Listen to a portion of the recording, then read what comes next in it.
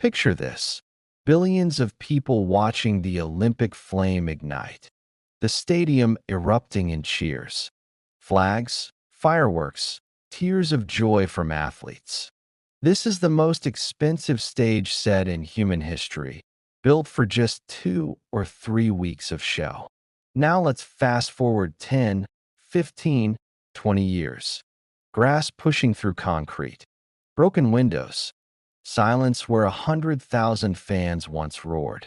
Today we're going to visit three cities, Athens, Beijing, and Sochi, and see what actually remains once the Olympic Games are over.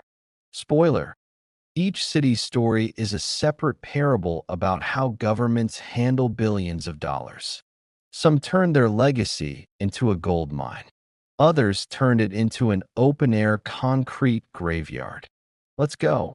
Before we dive into specific cities, a quick word on why this is a systemic problem, not just bad luck. The Olympics aren't just a sporting festival. It's an entire industry of dozens of specialized venues, track and field stadiums, Olympic-sized pools, velodromes, bobsled tracks, skating arenas. Each one is built for a very narrow sport that, in a given host city, may have no tradition and no local audience whatsoever. Imagine a country with zero bobsled tradition building a bobsled track for hundreds of millions of dollars. The games end, and who in that country is going to use it? Researchers who study this topic note plainly: the Olympics are almost always a money-losing event for the host country, and huge numbers of Olympic venues sit empty after the Games. Some stadiums are simply abandoned altogether, left to quietly crumble because maintaining them is too expensive. And this isn't limited to the Summer Games. Take Turin, host of the 2006 Winter Olympics. 20 years later, bloggers visited and found that venues the state spent over €5 billion on are now decaying and abandoned, including the facilities at the Cesana Periol Stadium, which are currently in a state of disrepair. They were used for training and a few competitions after the Games, but have sat abandoned since 2012. So this isn't a one-off failure. It's a structural flaw in the entire Olympic model. Today we'll break down three vivid examples, with three very different endings that let's start with, arguably, the saddest example, Athens. Greece hosts the Olympics in the very place where they were born 2,500 years earlier. Symbolic, beautiful, historic. To prepare, the Greeks spent a colossal sum, roughly $14 billion. For comparison, that's more than the annual GDP of some small countries. And here's what makes it especially painful. The revenue from this entire sporting festival didn't exceed $1.78 billion. $14 billion spent, less than $2 billion earned. That gap is a massive hole in the budget. What's more, some economists argue the Olympics were directly one of the causes of Greece's default a few years later, during the European debt crisis of the 2010s. Imagine a 2-week sporting festival, and the country paid the bill for years afterward through brutal austerity, pension cuts, salary cuts. Now, the most interesting part: where did the venues themselves actually go? There was a plan. Kostas Kartalis, a senior Greek official, later told Euronews journalists, a plan had been developed for the use of every single venue. Every stadium, every pool had a second life mapped out, as schools, sports centers, cultural venues. But what often happens with massive state projects happened here too. The government changed. The next administration decided not to implement those plans, ostensibly for political reasons. But in reality, according to Kartalis himself, the country simply lost momentum, and Greece failed to keep the spirit of the Games alive that we still see the result today. One of the most famous examples is the baseball stadium from the 2004 Athens Olympics, which has stood abandoned for years with zero use. Baseball never had mass popularity in Greece, so a venue built exclusively for the Olympic tournament became useless the moment the closing ceremony ended. The Olympic Village, where thousands of athletes from around the world once lived, didn't escape this fate either. Authorities tried to turn it into public housing for the homeless, but the project failed, and today the area is completely abandoned.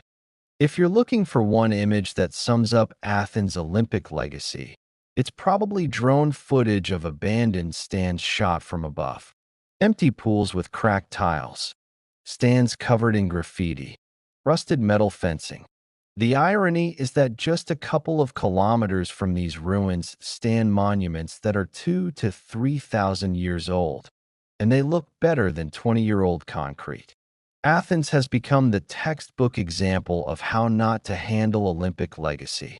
This case is so telling it's studied in economics and urban planning research worldwide as a cautionary tale. So, Athens, a grand plan, enormous debt, a restoration plan broken after a change of government, and, as a result, dozens of abandoned structures simply standing and decaying in the middle of the city. Now let's move to a completely different part of the world, where they approach this problem in a diametrically opposite way. Beijing, 2008. China poured not just money, but its entire global image into these Olympics. It was a statement. We are a superpower, and every venue had to reflect that. The main symbol of those games is the National Stadium, known worldwide by its nickname, the Bird's Nest. The name comes from its unique structure.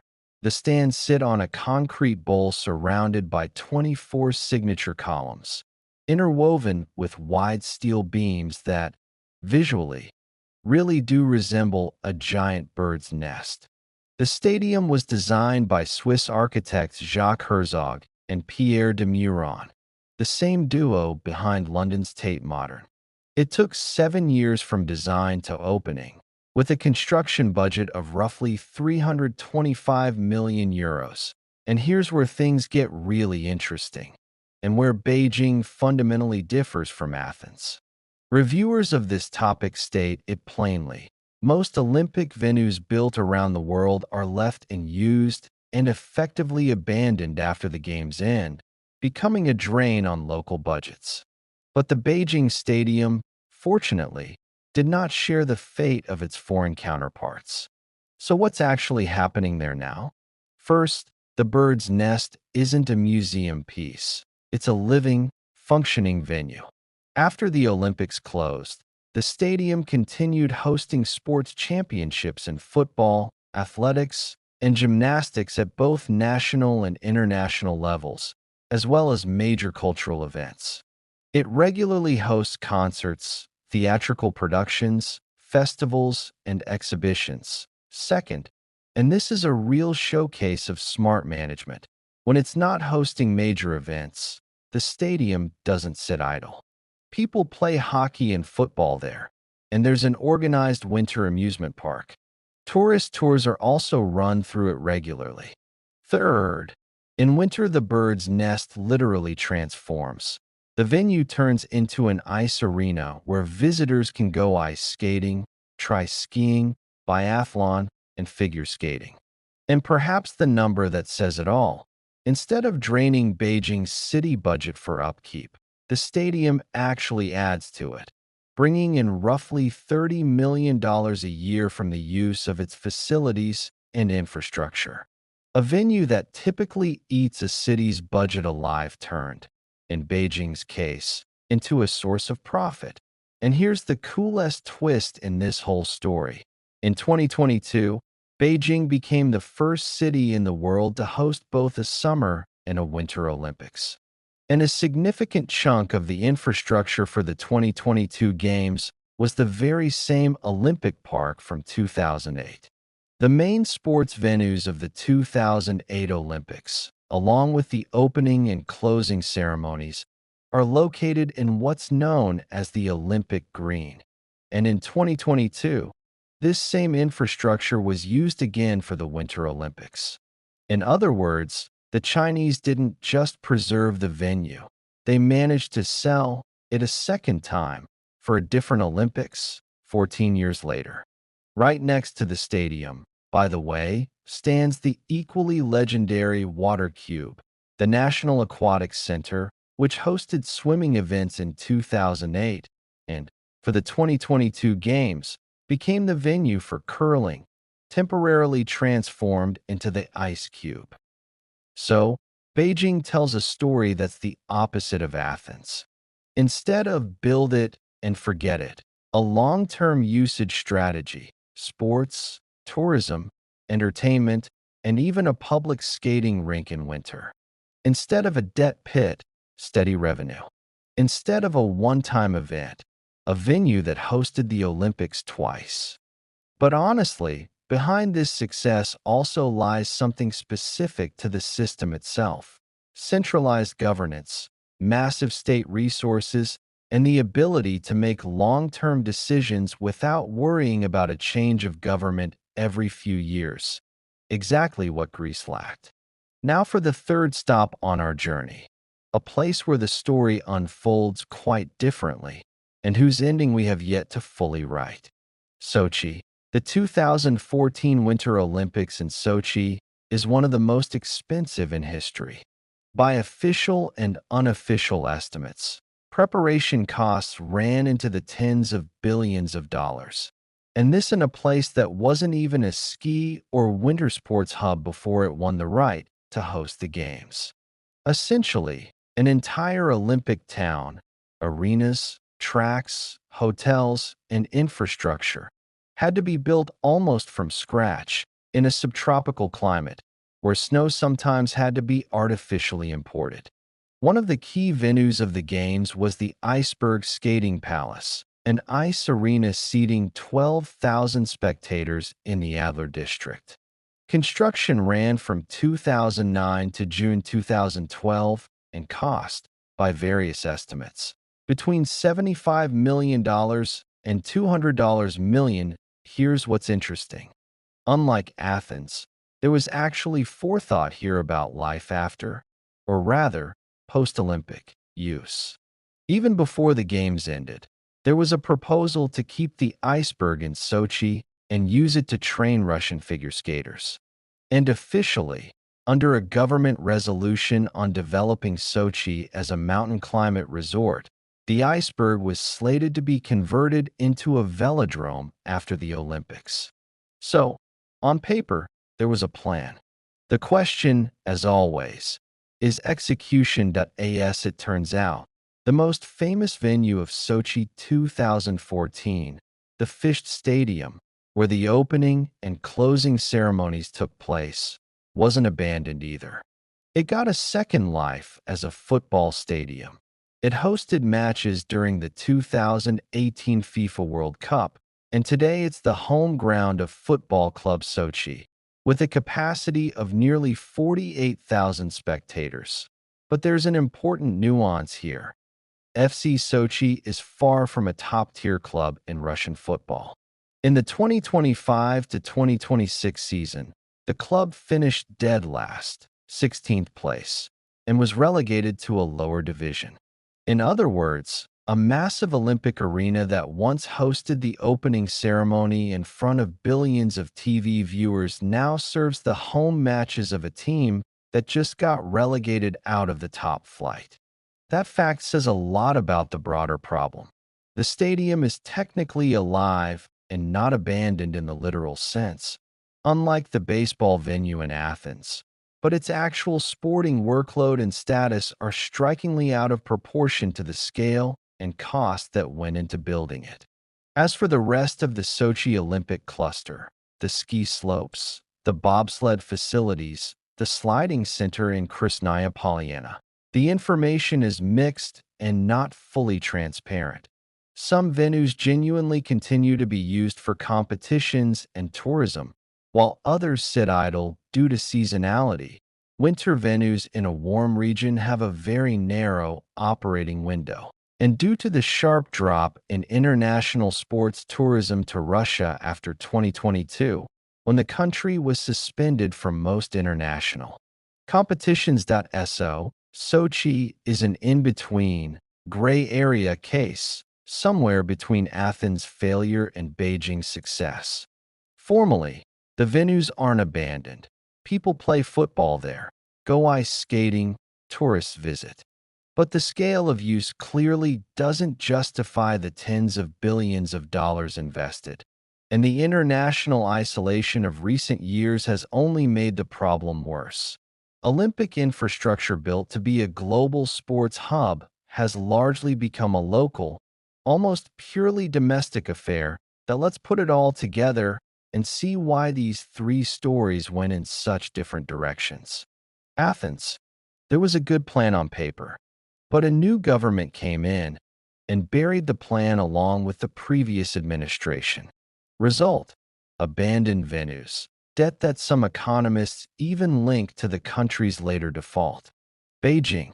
From the very start, the state treated the venues not as one-time decorations, but as long-term assets for tourism, for sports, even commercially.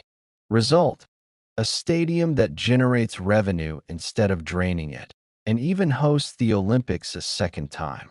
Sochi. Plans for a second life existed from the start too.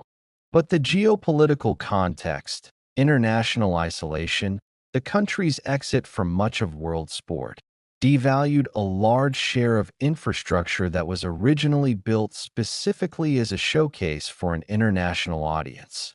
The conclusion writes itself.